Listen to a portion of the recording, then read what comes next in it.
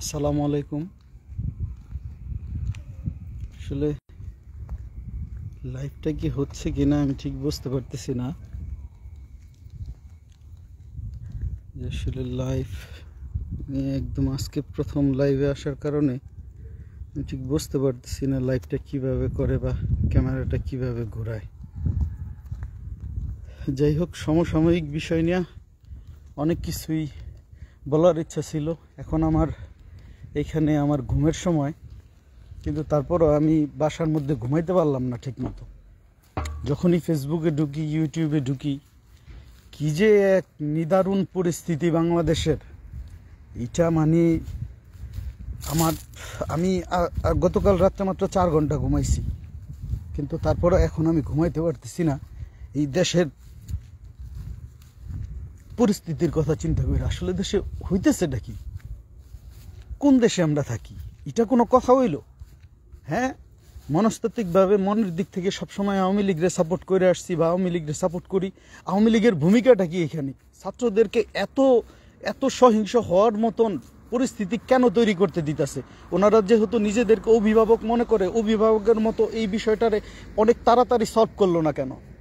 এখানে অন্য পক্ষ বলেন, যা বলেন, যেটা আপনারা বলতেছেন, এদেরকে সুযোগ নেয়ার মতো রাস্তা আপনারা কইরা দিলেন কেন? আপনারা এত অদূরদর্শী রাজনীতি কেন করেন? জনগণরা আপনারা কি মনে করেন? আপনারা কি এইটা মনে করেন না যে এই জনগণের ট্যাক্সের টাকায় আপনার ভাতা হইতেছে? আমার মতো জনগণের টাকায় আপনার ভাতা হইতেছে। আপনি ওইখানে দাঁড়ায় প্রধানমন্ত্রী বড় বড় কথা বলতে পারেন না?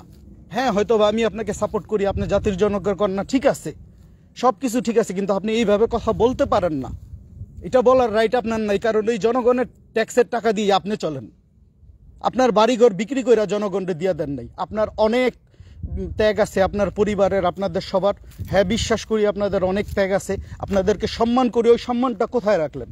আপনি যেমন আপনার বাবা মা হারাইছেন, প্রত্যেকটা ছাত্র কি পরিমাণ অবস্থা হইতেছে, ওর ফ্যামিলিগুলার অবস্থা কি হইতেছে, এই ছাত্রগুলার বুকের ভিতরে পুলিশ বাহিনী গিয়া গুলি করে দিতেছে একটা বুলেটের চেয়েও কম দাম একটা ছাত্রের।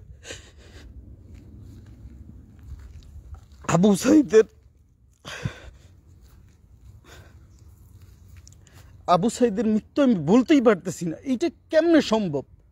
কেমনে সম্ভব যে একটা ছেলে রাস্তার মধ্যে বুক পাইতা দাঁড়াই দিব আর তুমি তারে গুলি করে দিবা?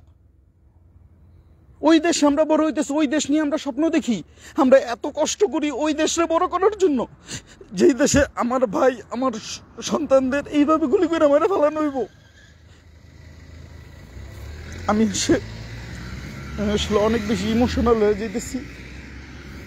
মানে সর্বোপরি আল্লাহর কাছে প্রার্থনা করি, আল্লাহ যেন দেশের পরিস্থিতিটা খুব ঠান্ডা করে দেয়, দেশের পরিস্থিতিটা যাতে স্বাভাবিক হয়ে যায়। এবং প্রধানমন্ত্রীর এখন অন্য কোনো কাজ নাই, উনি অনেক কড়া কথা বলছে। এইভাবে ছাত্রদেরকে, ছেলে মেয়ে যখন বড় হয়ে যায়, ছেলে মেয়ে যখন বুঝতে শিখে, আপনাদের বুঝতে হইব তারা বর্তমান মডার্ন জমানা থেকে শিক্ষা গ্রহণ করছে, তারা পৃথিবীর কোনার খবর জানে। তো তাদেরকে এত কড়া ভাষায় বোঝানোটা উচিত না। আপনার এখানে অনেক বেশি মমতাময় হওয়া উচিত ছিল। আপনারা ইসের কাছে গেল, কি বলো ওইটা, আমাদের প্রেসিডেন্টের কাছে গেল, উনিও কোনো ধরনের কোনো পদক্ষেপ নিল না। এটা কোনো কথা হইল?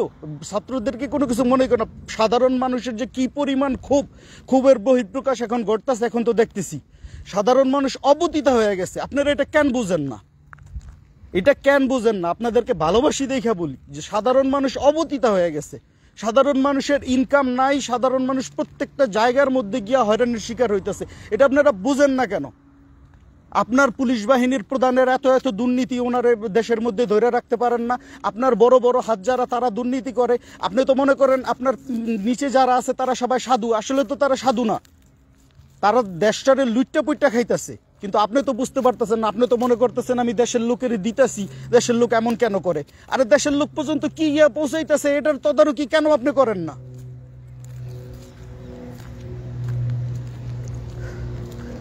যাই হোক, আমি আসলে লাইভেও আসতে চাইছিলাম না, আর এইভাবে এই কথাগুলোও বলতে চাইছিলাম না, কিন্তু নিজেরা আসলে কন্ট্রোল করতে পারতেছি না। এইরকম দেশের জন্যই কি আমরা এত কষ্ট করি? ওই দেশ নিয়ে কি এত স্বপ্ন দেখি? দিন রাত হাড় ভাঙা পরিশ্রম করে চিন্তা করি আমার দেশে আমি এইটা করুম, ওইটা করুম। আমার দেশের উন্নতি হইব, হইব, কাদের জন্য? আসলে এখন তো মনে হইতেছে যে না, আর কোনো সময় দেশেই যাবো না। কোন দেশে যাবো? ওই দেশে একটা বুলেটের চেয়ে একটা মানুষের জীবনের দাম কম হইতে পারে? এটা কেমনে সম্ভব? একটা ছেলে বুক পাইতে দিল আর ওরা গুলি করে মেরে ফেলাইলেন। ওই পুলিশের বিরুদ্ধে এখন পর্যন্ত কোনো ব্যবস্থা নেওয়া হইলো না। চোখে দেখার মতো এখন পর্যন্ত কোনো ব্যবস্থা নেই। ওই পুলিশকে সাসপেন্ড করা হইলো না। ওই পুলিশে বিচার বিভাগীয় তদন্ত দাবি করছে, তো তদন্তের কি অগ্রগতি হইলো? ওই পুলিশকে ক্লোজ করে পুলিশ লাইনে নেওয়া হয়েছে কিনা কোনো ধরনের কোনো আপডেট নাই। একটা ছাত্ররা মেরে ফেলা নিল। আজকে একটু আগে একটা এই বাচ্চা ছেলেরা দেখলাম 9-এ পরে, ওরে মেরে ফেলা নিল। এইটা কি কোনো মগের মুল্লুক?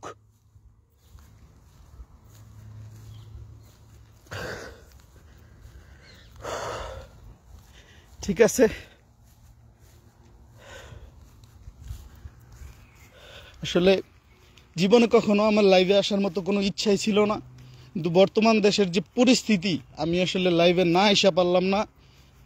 এবং এইটাই মনে হয় আমার শেষ লাইভ। আমি আমার অবস্থানটা পরিষ্কার করলাম এবং আমি সবার কাছে অনুরোধ করি, মানে আপনারা সবাই যে যার জায়গা থেকে, আপনারা প্রত্যেকটা জায়গা থেকে নিজের কাছে আপনার আত্মীয় স্বজন আশেপাশে যারা ওই করে, এই কোমলমতি শিক্ষার্থী, ওরা যারা আন্দোলন করব, ওদেরকে মানে ওদের যে নাগরিক অধিকার ওইভাবে আন্দোলন করতে দিয়ে সহিংসতা যাতে কোনো মতে না হয়।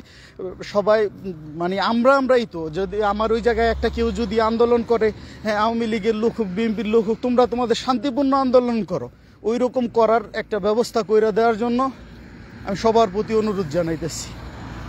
ঠিক আছে, ভালো থাকেন সবাই।